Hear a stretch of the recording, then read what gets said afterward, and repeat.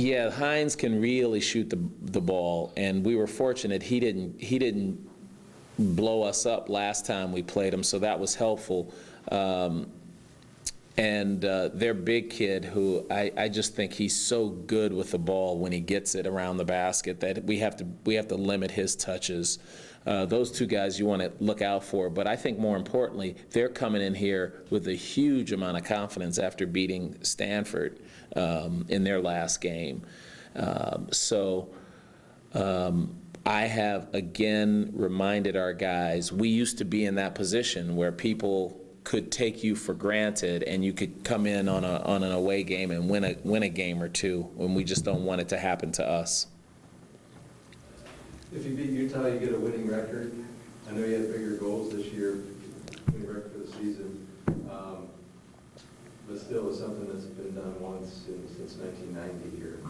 Really, since 1990, man, I am so focused on just winning each game that I don't kind of take in those stats till after the end of the season, unless Sean reminds me, which he hadn't mentioned that, so I think he's trying to keep the pressure off me. But, you know, irrespective of how this season ends up, we are well ahead of where we've been in the past. That's a nice feeling, but we don't want to just have that feeling. We want to have the feeling that we're competing for the league championship for the regular season, then we can compete for the league champion, the Pac-12 tourney championship, and then compete for a spot in the NCAA tournament. So, you know, that was our goal, try and get to the NCAA tournament.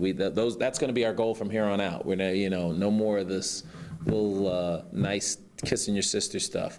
But having said that, I will at the end of the year remind these guys that they've accomplished a lot, and especially a guy like Kevin, who's graduating and was here for 4 years and was here through the really, really bad times. And I'm not saying we're out of it yet, but we are certainly moving in the right direction.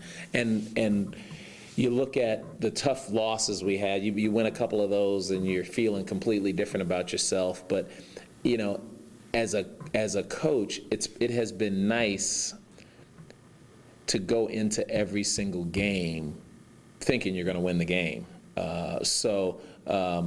That stat notwithstanding, I've just been really pleased with this group, and you guys have been to more practices this year than we've ever allowed people to go to. It's just a different feel. I mean, even today when I was trying to make it hard on the guys, and they're still working hard, and I'm nitpicking little stuff and telling Reese to do things that just jacks them up, and there's not much whining. They go about their business. So it's not over yet, but I'm still having a great time.